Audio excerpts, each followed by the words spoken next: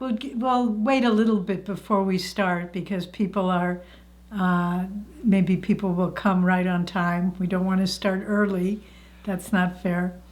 But we're very busy here. We're involved with many projects, and Jyotish is writing a book on Ananda Seva. It's going along more slowly than I would like it to, but nonetheless, I'm proceeding. I'm working on chapter 3 now, which is about the proper attitudes for service. So it's coming along. And the week after next, we have a big week here where we have classes. It's called Inner Renewal Week. And the whole community takes time off, and many guests also come.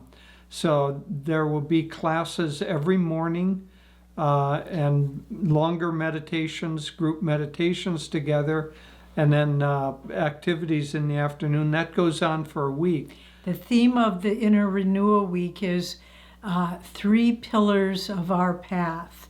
And on Monday, we'll give a discourse on sadhana, on Tuesday, seva, and on Wednesday, attunement.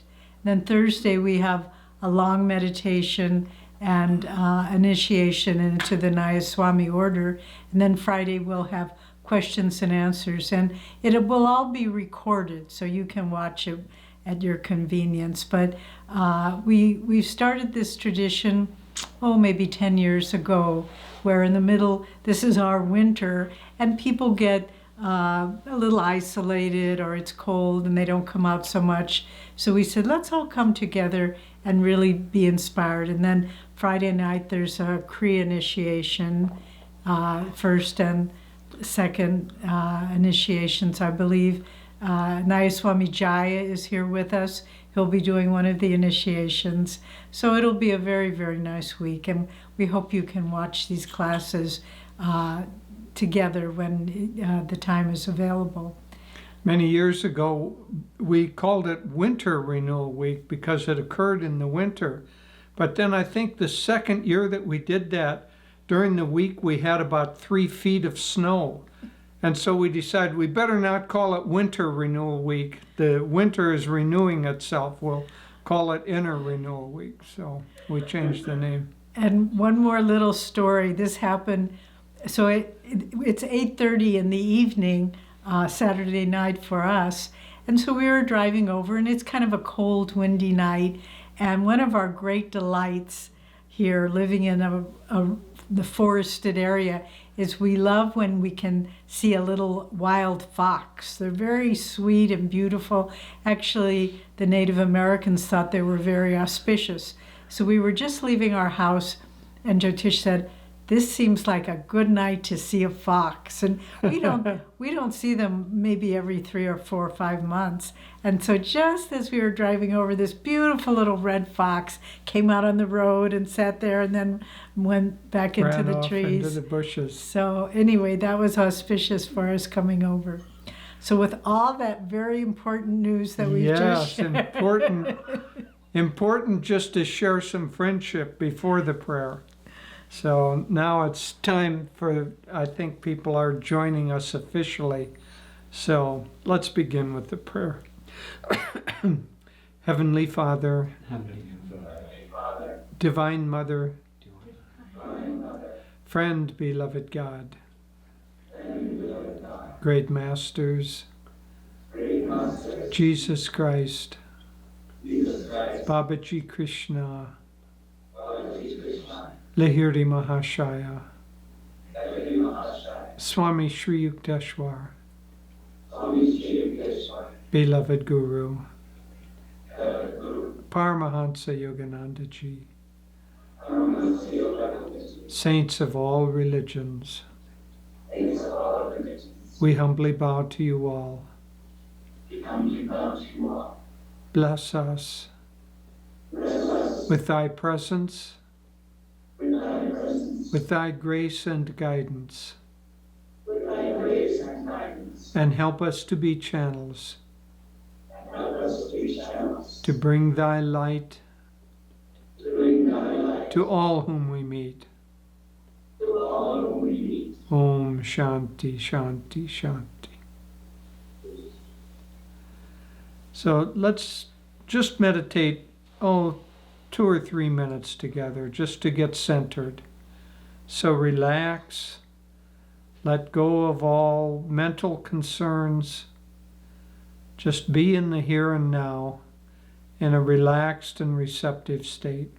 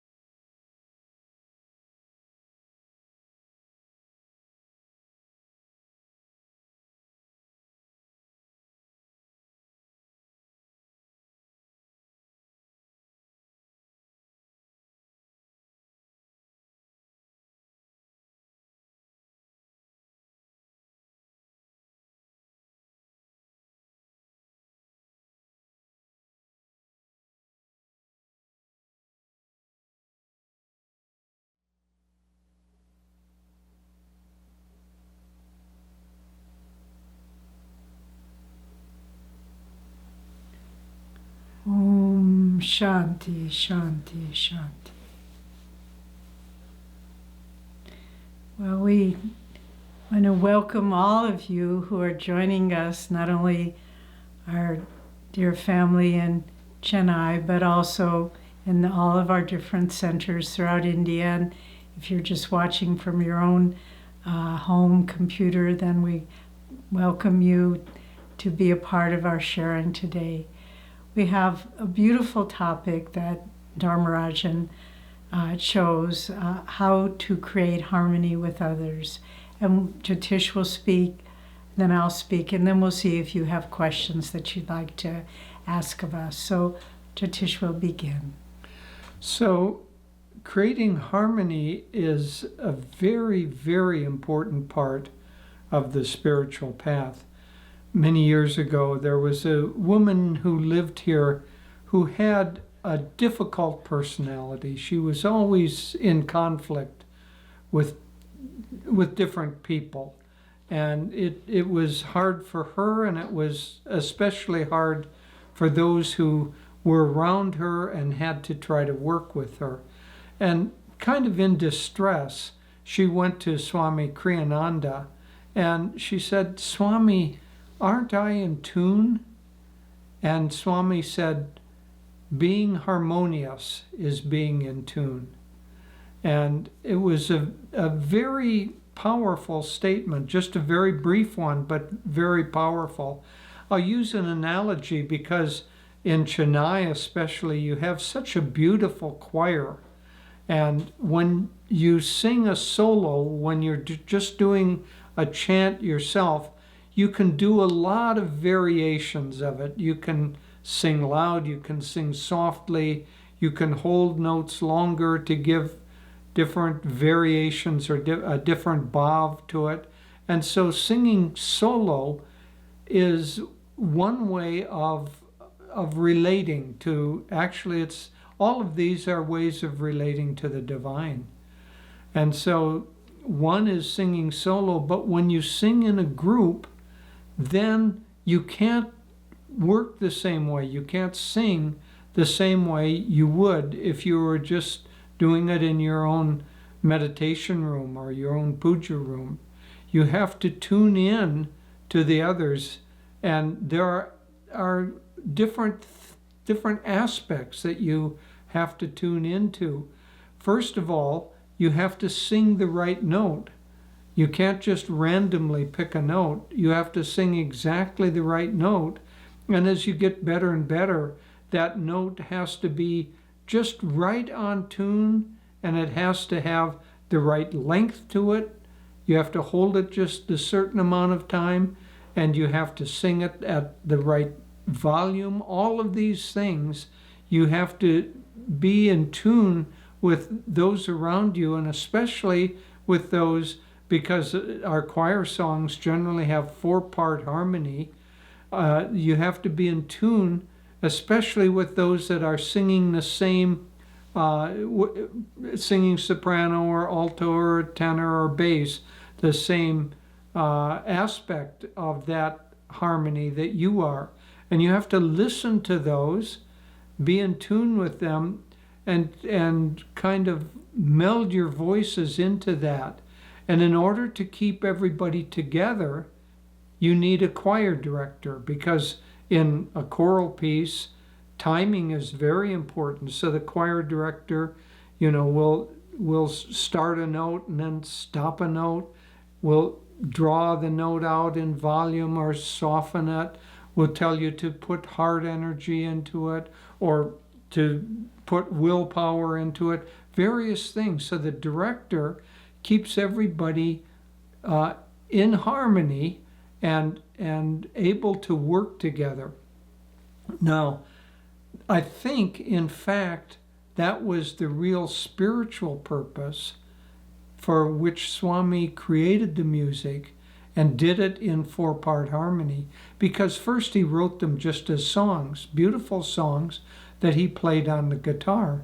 But then he wanted them done as choral pieces, and I think the main purpose behind that was so that groups of people could come together and learn how to harmonize their energy, because you have to put to the background a little bit of your own personality, your own expression in doing that.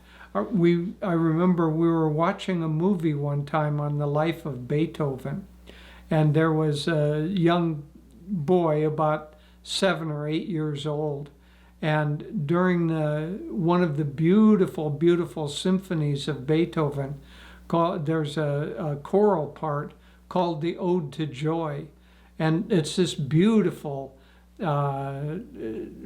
musical expression. And so there were various soloists that sang in that, and one of them had a glorious baritone voice, and he was singing with all this energy and all this power, but you could tell that he was focused on himself. And this little boy leaned over, about 7 years old, leaned over to his mother and said, "Mommy, is he trying to win?" And everybody who could hear him laughed, of course, because that's what it looked like. He was asserting his ego in almost a competitive manner.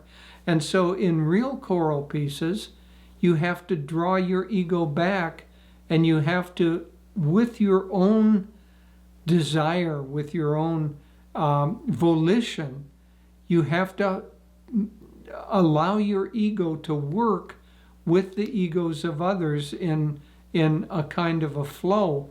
And in fact, that is an extremely good and an extremely important part of the spiritual path, because ultimately it isn't so important that we sing in tune with others, but it is very important that we submit our ego to the guidance of God and Guru.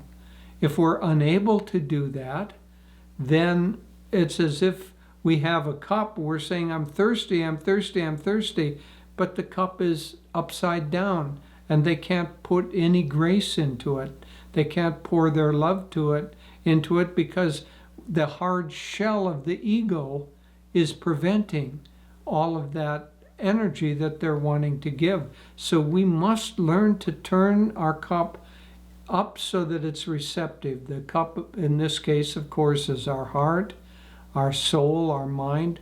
We have to learn to turn that in the direction in which it's receptive, not just to receive guidance, but also we have to, deep in our heart, want to follow that guidance. Because the masters are, it's not easy to get them to guide us, actually. It was very, very difficult to get Swami to tell you what you had to work on in a direct way. He had to, first of all, feel that you were extremely sincere in the questioning. And even then, he would be very soft and a little bit indirect. His way of teaching was much more in a group. If he knew that, I'll just personalize it, if he knew that I had a difficulty, I don't know, let's say with devotion, then he would not look at me, but he would look at somebody perhaps near me, and he would talk about the need for them to develop devotion. And that way, instead of him instructing me where the ego tends to say, oh no, I don't need that instruction, it pushes back, the ego in this case could listen to him instructing somebody next to me and say, oh yes, that person needs devotion. Devotion is very important. But see, he was allowing that energy to come in a little bit like indirect sunlight. Instead of the bright light of the sun just blazing and you shutting your eyes, the indirect light came in and you were able to accept it then. So his way was more to instruct in group situations and rarely to confront the ego. But I was talking here about receptivity, and he would only directly instruct you if he knew that you were both wanting that instruction and were receptive in the timing of it all.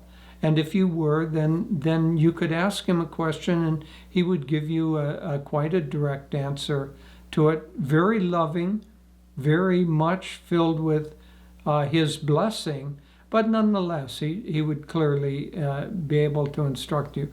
But coming back to the need for harmony, I started on this because in order to be harmonious, we have to be willing to change a little bit the individual aspect and just getting our own way, having our own thoughts, our own ideas, having our own rhythms, and we have to tune in to the needs and the flow of the whole. And when we do that, when all the individuals are able to work together in harmony and in cooperation and in enjoyment being together, joy is a very, very important part of it all. So when we're together, working together, let's say decorating the center for a big program, it might take hours of work to do that. And so we come together and we work together in order to do that.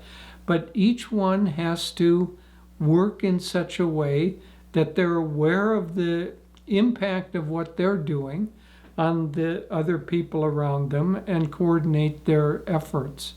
And so when we can do that, then the flow of energy can move through us very powerfully and without much resistance.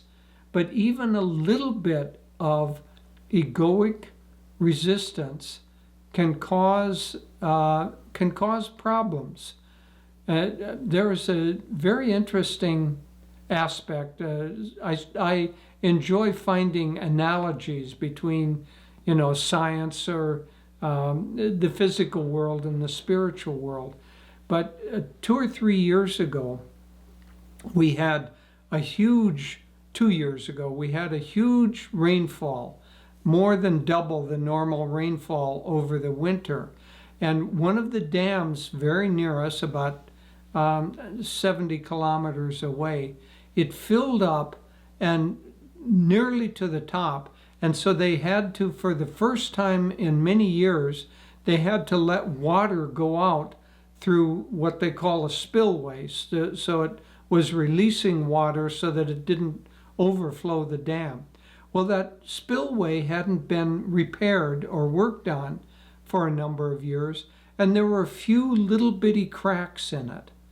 And those cracks began to create, it wasn't as if the cracks themselves eroded, but think of this flow of water as a powerful stream of energy, and those cracks caused turbulence in that energy. And so it wasn't as if the water eroded the cracks, but that turbulence began to create breakages further down that spillway. And within 2 or 3 days, most of the spillway had begun to erode. And it was a very dangerous situation, because if it had continued, if the rains had continued for just another day or two, it would have had to have hundreds of thousands of people evacuate.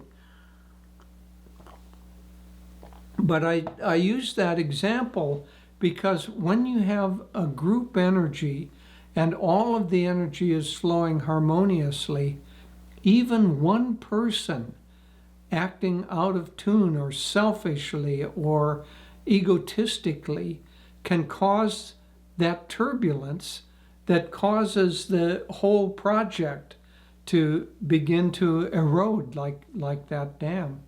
And so when we're working in a group, it's very, very important that we put our own thoughts, our own ego in the background. And it's not as if we can't have suggestions or our own energies or our own expertise. We just have to, like singing in a choir, you can have a beautiful voice. It's not that you need to sublimate your voice, your ability to sing, but you have to do it sensitively so that it's in tune and in harmony with the others who are doing the same song or the same project.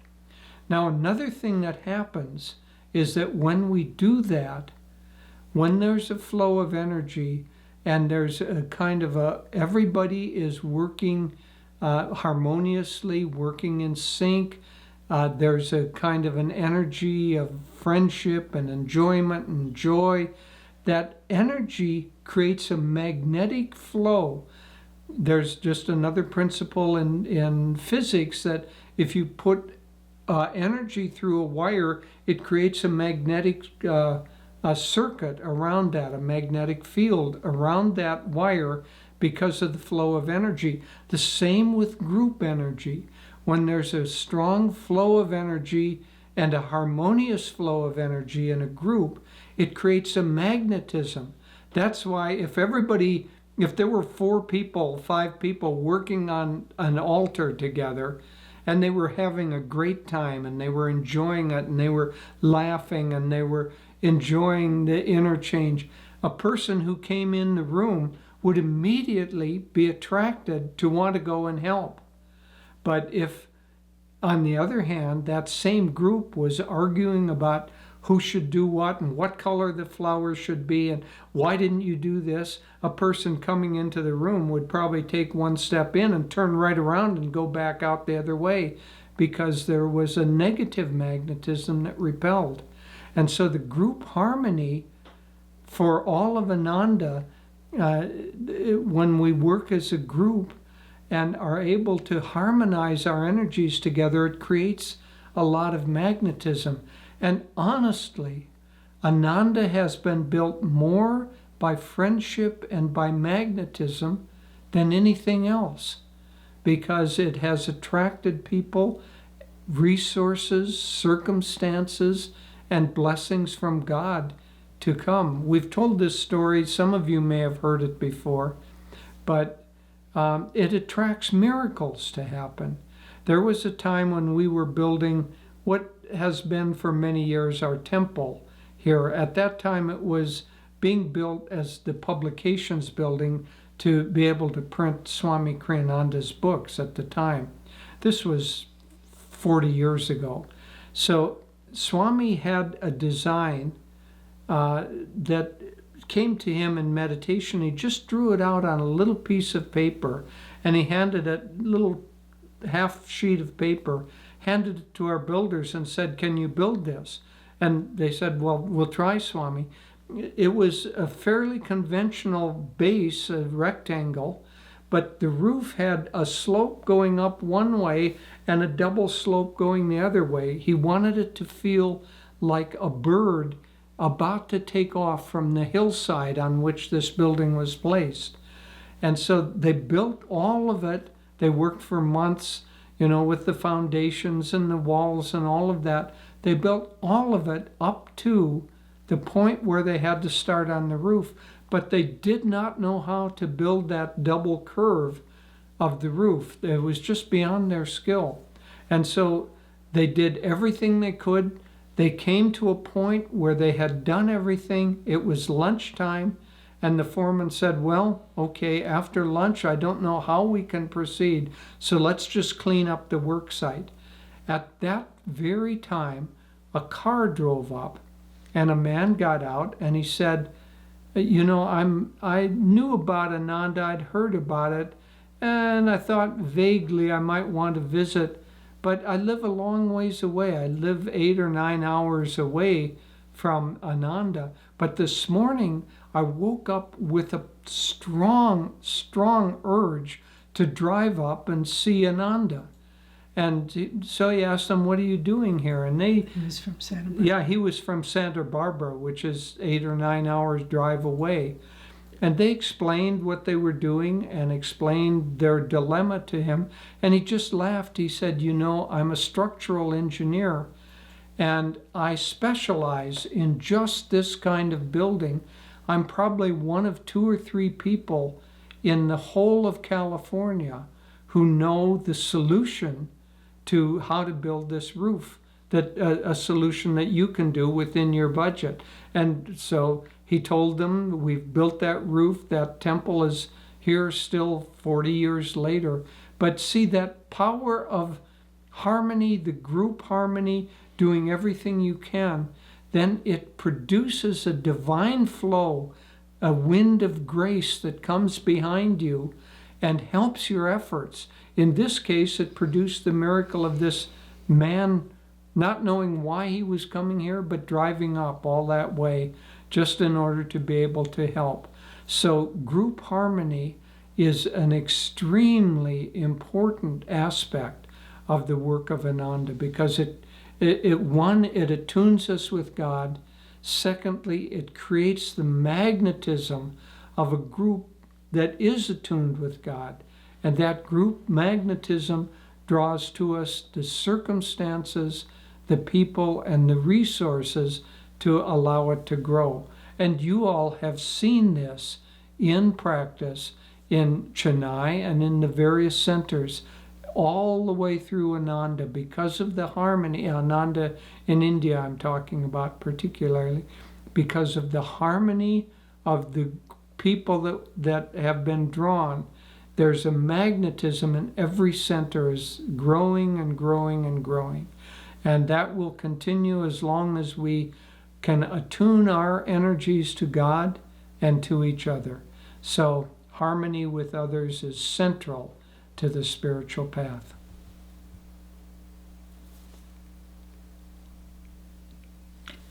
Namaste. I'll share some thoughts with you as well right now, and then we'll have time for questions.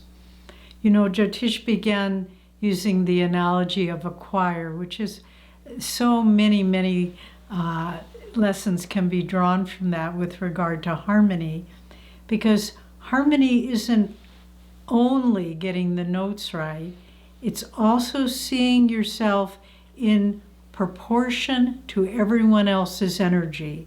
So if the tenors are singing perfectly and the altos are singing their part perfectly, but they're trying to compete with each other and see who's going to sing louder, it does not create a beautiful, harmonious presentation of music. And so part of harmony is to see who you are, who your team is, in relationship to another reality. And to, in a way, that's a beautiful, we can use that as an analogy for all of life. Because to have a harmonious, happy life, we need to see ourselves in relationship to other people's realities and also to a greater reality, to God's reality. And as long as we're only thinking about ourselves, the part we're supposed to play, we lose so much. It's this true in any art expression of art. You can have perhaps a theater performance, but if one actor is trying to dominate the stage, then it breaks the energy for the totality. But the performances, movies, plays, where you really see a cast coming together and merging their energy so that together they create another reality, those are things that really work. And so it is in our daily life, whether it's within the family, within the spiritual family, the Sangha, in the workplace, in our nation, wherever it might be. If we're only thinking, me first, my country first, make my country great again, we won't go there too much, then it diminishes the energy. But if we're thinking, how do I fit in with my family members? What are their realities? A friend of mine told me recently that she and her husband, they're both longtime devotees in Kriya Bonds, but they were having a little disagreement and they had different opinions about how something should be done. And my friend told me, so we were having this argument, and all of a sudden I just started laughing and I thought, why do I need to be right? Why do I have to push my opinion? And she said, I'll let him be right. And that's such a wonderful spiritual step to take in working with other people, in relating with others, particularly those close at home, to just say, if I always try to assert my opinion, my agenda, it only creates disharmony. But if I say, what's more important, being right or creating a feeling where people feel appreciated and respected and honored for their beliefs, that creates harmony. And our own opinions just, how do we know we're right? I may have shared this with you. This was a dream I had some years ago that I've never forgotten. But in the dream, I was having an argument with another woman. And of course, I was right because it was my dream and she was wrong. And at that point, a third person entered the dream, another woman, and she came up to me and she said, Devi, you're not always right. And I woke up. First, I was upset because I thought, it's my dream. I can at least be right in my own dream. And then I started laughing because whose dream is this? This world is not our dream. It's God's dream. And as long as we think I have to make the decisions, I have to be right, we're missing so much enjoyment of what life can be and possibilities that might not have happened if we just insisted on having our own way. And so that's a very important point to start from. And it really, we can do it as a mental exercise or an emotional practice to not assert our own will. But the more we practice meditation and Kriya Yoga, the ego begins to get thinner and thinner. It begins to, like a bubble, a soap bubble that you blow it and blow it. First it's small and the colors are very bright, and then the more you blow it, it grows larger and it becomes more and more diaphanous, less and less visible, until finally you can't see it at all. And this is what the ego is like with what happens to the ego with the practice of meditation. It becomes more and more expanded, more and more transparent, until finally it just isn't there altogether. And when we are living in this way, then we don't need to be right. We don't need to be important. We don't need to be in the spotlight. You know, it's Swami Kriyananda was so much of his life in the public eye, but he had the wonderful, wonderful consciousness that he never identified with that. He was a humble, simple man who never thought of himself as important at all. He, towards the end of his life, he said to us on numerous occasions, and here he had, written 150 books, 400 pieces of music, founded all these communities, and he would sometimes say, I don't know that anything I've done has really pleased Master, if I've done enough.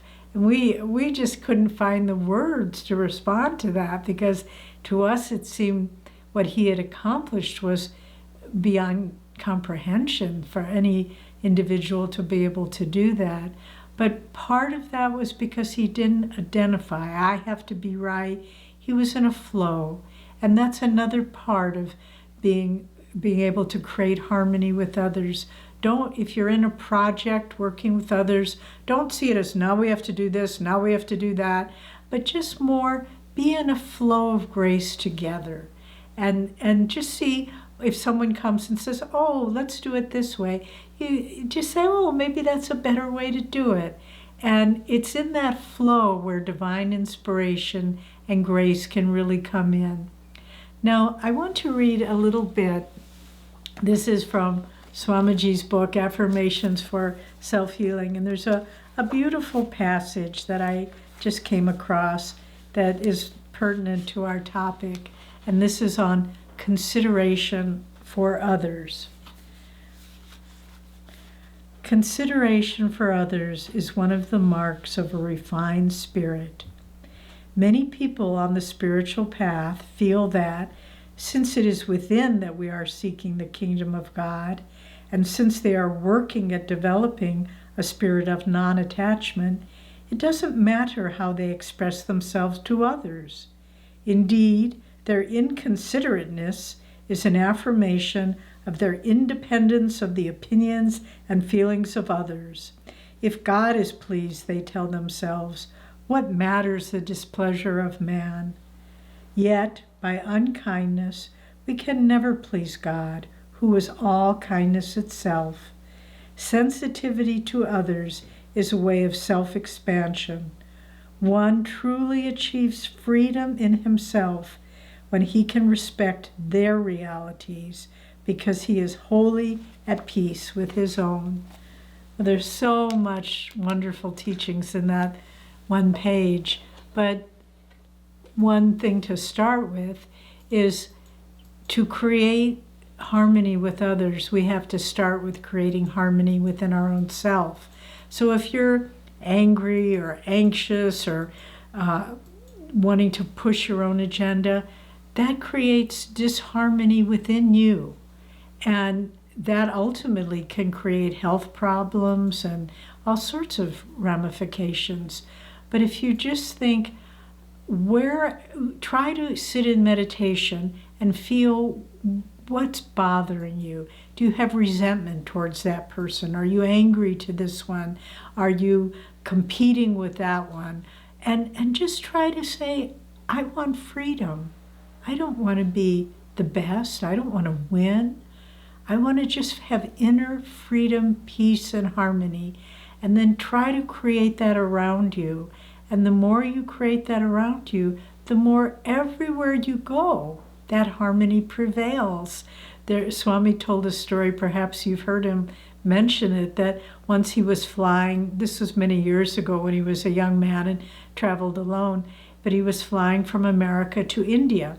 And he had quite a number of suitcases and a harmonium, and he was in the check-in line at the airport, and there was a man in front of him who had a lot of suitcases too, but Swami had more. And so this man went up, and the clerk at the check-in counter said, I'm sorry, sir, that you're overweight. You'll have to pay extra, or you'll have to leave something behind. And the man got very angry, and there was a big argument. And the man finally just took his bags and stormed off and said, I'm going to go on a different airline. I'm never flying this airline again. And then Swami was next, and he had more baggage than this other fellow. But he said, I just approached him in a spirit of harmony. And the man just looked at me and said, okay, sir, let's see what we can do for you. Well, we'll give you a little extra coverage here for your overweight baggage. And Swami just went right through. Well, that was because he was at peace and harmony within himself. And that affected everyone who he reached out to, everyone he associated with. But then also, in this little paragraph we read, and it was very important, because I've known people who were considered themselves very advanced yogis, and I'm being a little facetious here. They meditated a lot, and they were aloof from people, and they just maybe thought they were more spiritual than everyone else, and they didn't care how they treated other people. And I looked at, and invariably, those people either left the path or had a big blow to their ego, which humbled them. But because it does not please God, if we say all I care about is God, but I don't care about you mere mortals, that's because God is in everyone. And if you're hurting any other person, any other creature, you're hurting God, you're displeasing God. So we need to remember that the path of kindness and consideration is a higher path than the path of being an inconsiderate, aloof yogi. Because as I say, everyone I've known who's been that way has either left the path or had a real humbling blow to their ego to teach them how to relate to other people, to be sensitive to other people, kind to other people. And it's in that environment that the soul begins to expand and grow. And when a whole group of people in some of our sanghas is like that, then they just magnetically draw like-minded people.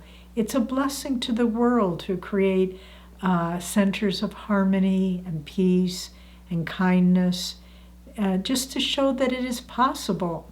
You know, at our meditation retreat, the Expanding Light here at Ananda Village, we often, at the end of a guest stay, we give them a questionnaire to just get feedback. How did you like the meditation? How did you like your accommodation? And so forth and so on. And there was one question that we left for them to answer. What was your favorite part of the stay here? And the most frequently given answer to that question was this: what I liked the most was seeing the harmony and friendship among the staff that was serving here. And that creates a tremendous impact on people.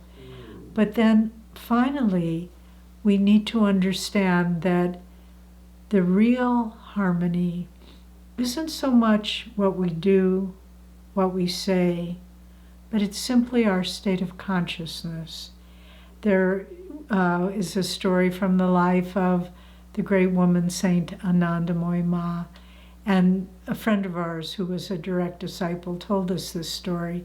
That she said often Ma would just be walking, roaming through the countryside, and she'd come to a little village where no one knew her, and maybe she would have 2 or 3 people with her, but no one knew she was considered a saint, considered an incarnation of Divine Mother. And she would just come and maybe sit on the side of the well, the tank, and not say anything to anybody in a village of strangers. And then little by little, people would start coming out of their little houses, and they'd start going over to her. She didn't speak a word. She just sat there.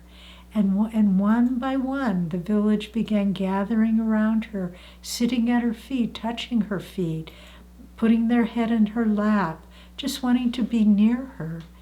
And then when after a brief period of time, then she would smile and say, "We must go now."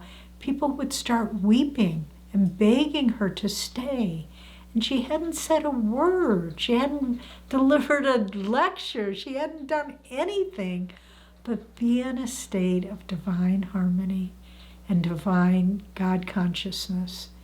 And this, of course, is an exalted state, but I know I've seen this in many of my friends, that the more we grow spiritually, the more, wherever we go, we make friends. I'll just tell a little story and then I'll close with this. We were recently in a city and a woman came up to me who I didn't know, and she just said, "Aren't you," she said some name, I'll say, "Aren't you Sarita?" And I said, "No." She said, "Aren't you my friend?" And I said, "No." And she said, "You look just like my friend." And I knew what was happening. She was just feeling, because I was feeling uplifted, and she was feeling a closeness to me in that. And so I just thought, well, I'll be her friend then. And we started talking about things and how she was, and we talked for a little while. And then she said, "Oh, well, I thought you were someone I knew, but anyway, it was nice to meet you." And then she just laughed. But the more we live in a state of inner harmony, the more we try to remember God's presence, the more and more we radiate friendship and harmony to the world around us. And it's how God can use us to bring His peace, His divine harmony, His love to everyone whose path we cross. So God bless you. And now we want to see if you all have any questions. So I just wanted to ask, whenever I have to interact with someone or interact with the situation, much of the time I spend thinking about how it will work out, even before the situation actually happens. And that does... So basically, he was asking that we can worry so much about the future outcome of the interaction and brood about it that it can even make us even more anxious. And how do we stop that worrying in anticipation? Well, I'll give you a more spiritual answer, and then I'll give you a practical hint. Hopefully the spiritual answer will be practical too. The spiritual answer is that we have to give everything to God.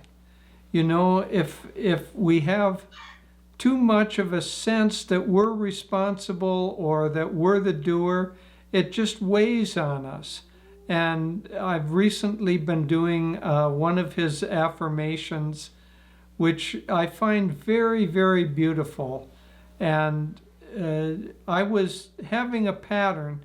This is the practical answer. I was having a pattern where there was kind of a repetitive thought or a repetitive worry about a situation that was coming into my mind. And so it would just repeat itself. So I found an affirmation of Masters that says, "I go forth in perfect faith in the power of omnipresent good to give me what I need at the time I need it." And so it's just a short little affirmation. But what I did was every time that repetitive thought came into my mind, I didn't allow it to get started, but I immediately repeated that affirmation 3 times and tried to do it with real sincerity. I go forth in perfect faith in the power of omnipresent good to give me what I need at the time I need it.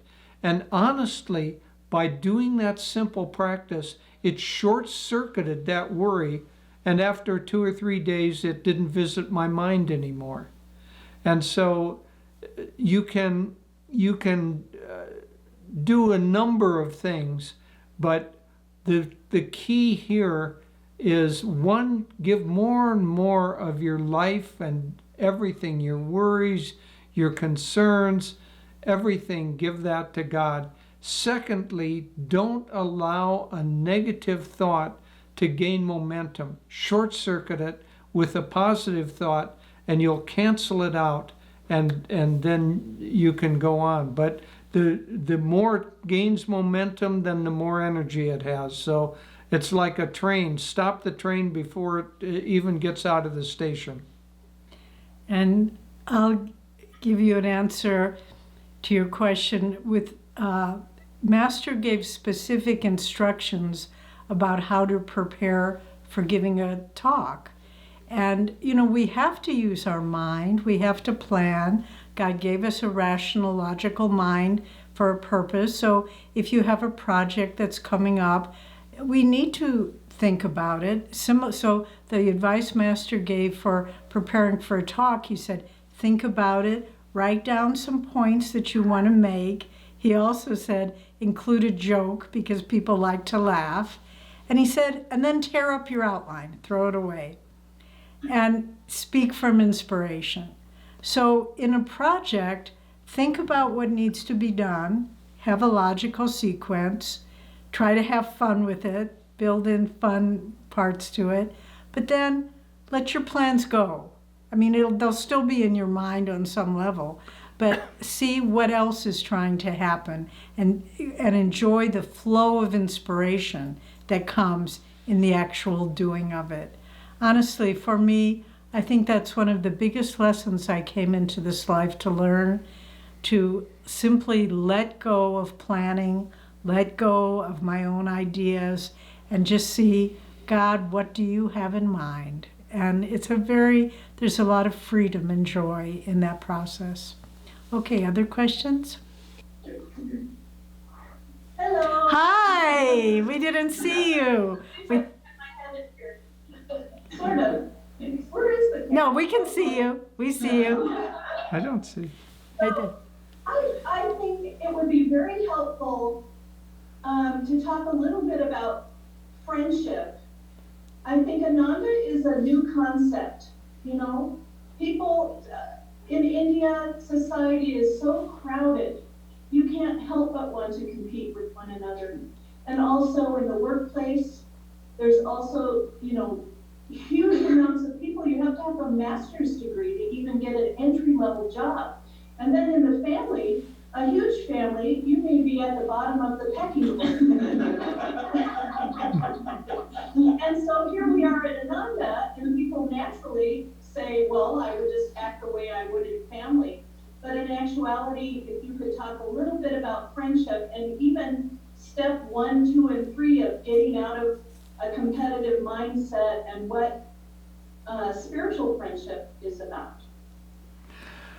Okay, well, we'll talk a little about that. And I'll also weave in, because the question that has been written in is someone is in a workplace situation where the boss is not very supportive and people are unhappy.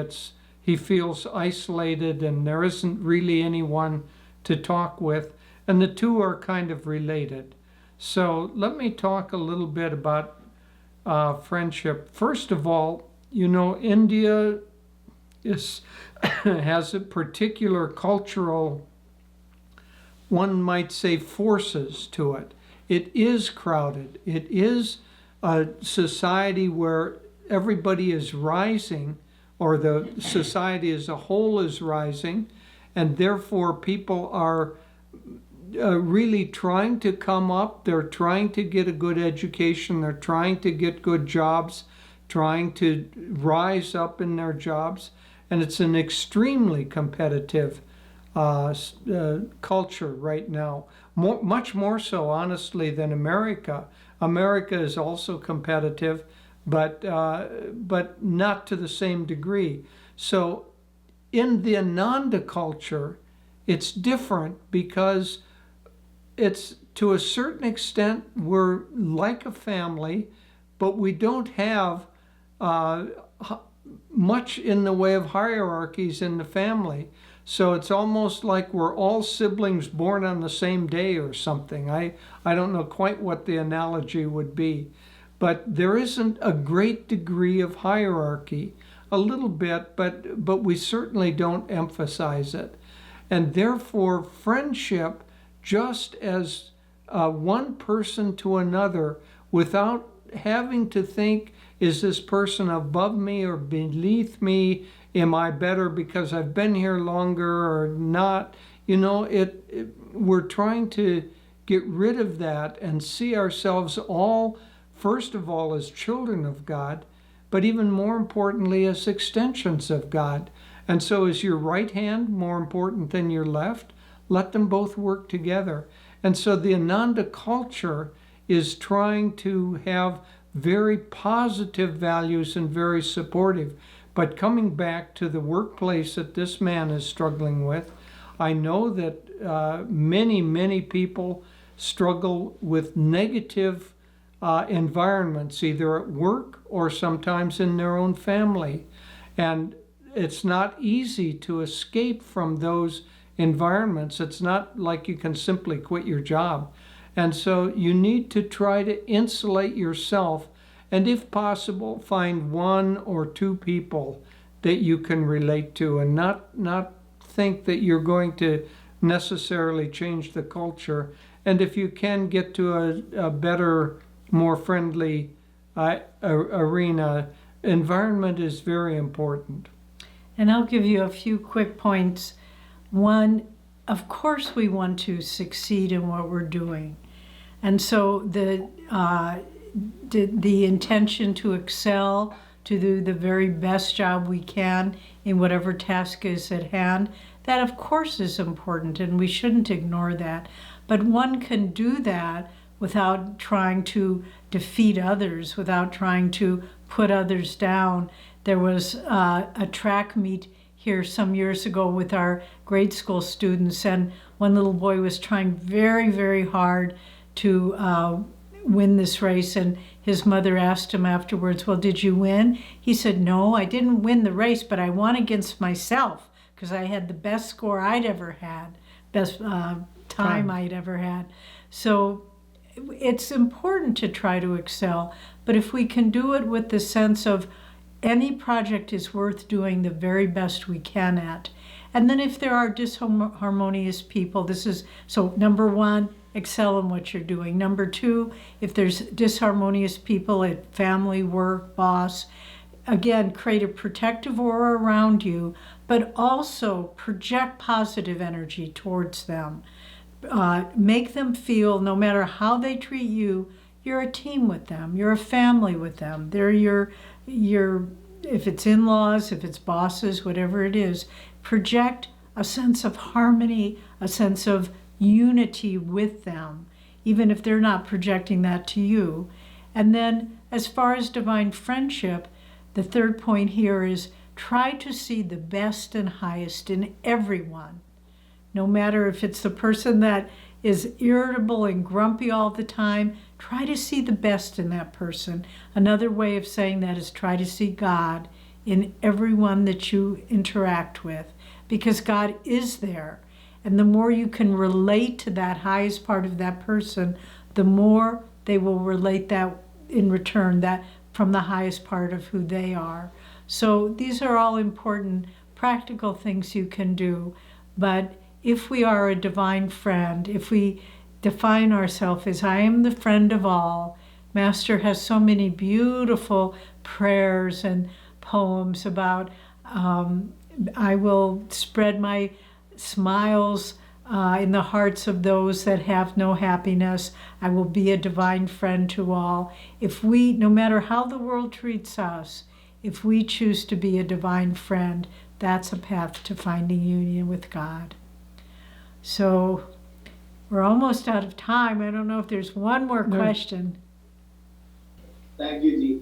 So I had this question like, when we have an inspiration, when we get that inspiration and we keep it, the inner fire going for some time, how do we actually keep it within ourselves, keep it going on, that fire, to do anything?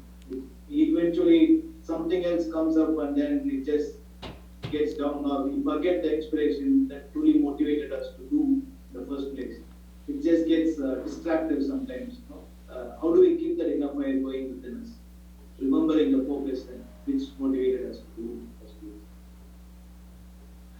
Well, this happens to everybody. You know, Master said that life is has a wave-like motion. There's ups and there's down, and then in between there's boredom. So in this sense, there's there's inspiration, and then there's forgetfulness, and the inspiration is gone, and kind of in the middle, you don't even know where you are. You're just kind of unconscious of your relationship with God.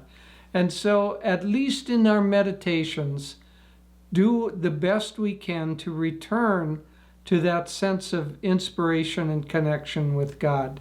That's really the purpose of meditation. If we can still our minds and still the emotions of the heart, that's really what the practices, the techniques are meant to do, is to help create stillness of mind and heart. Then we reconnect automatically with God and with God's reflection in ourselves. But, the surface of the water gets roiled up by thoughts and emotions and problems, and then we lose that connection. So try in meditation to do it, and then try to do something devotional with interior chanting or something that connects you on a heart level to Master. I'll just give you a brief answer, Rajesh. So nice to see you all. And I wish we could have time to greet every single one of you, but we don't. But think of it like if you're learning to ride a bicycle, learning to have the balance. At first you get it. This was my experience. I don't know if everyone has this. You sort of get it, and then you kind of fall off and lose it. Then you get back on, and then you kind of can hold that balance for a longer period of time. And then maybe you get a little wobbly, but you bring it back. Well, the spiritual path is like that. It's like to find that equilibrium where we can keep the inspiration steady and under our control. That takes practice. It takes dedication, it takes meditation, grace, all of those things that we know are pillars of our path. And it's par for the course that in our first years on the spiritual path, although I really do believe deeply that people who are drawn to Master's path have had many, many lifetimes seeking God. This isn't a path for beginners. But when we come to it again in this lifetime, then it's hard to hold steady that inspiration. But with practice, with getting a sense of what that inspiration feels like, with becoming more aware of what are the factors that make you lose your inspiration and avoiding those, then you're able to maintain it steadily. And so it just takes time, practice, experience, good company, and all of the things that Master teaches us. Well, I'm afraid we've run out of time. So if we were there in person, we would end the satsang, and then somebody would bring in tea, and we'd all sit together and laugh and joke and tell stories. And samosas too. And samosas Somebody too. would bring samosas. Yeah. Okay, so Okay, well, we'll see you again soon, and be well, be with God, and our hearts and prayers really are very sincerely with you all. Jai Guru. Jai Guru.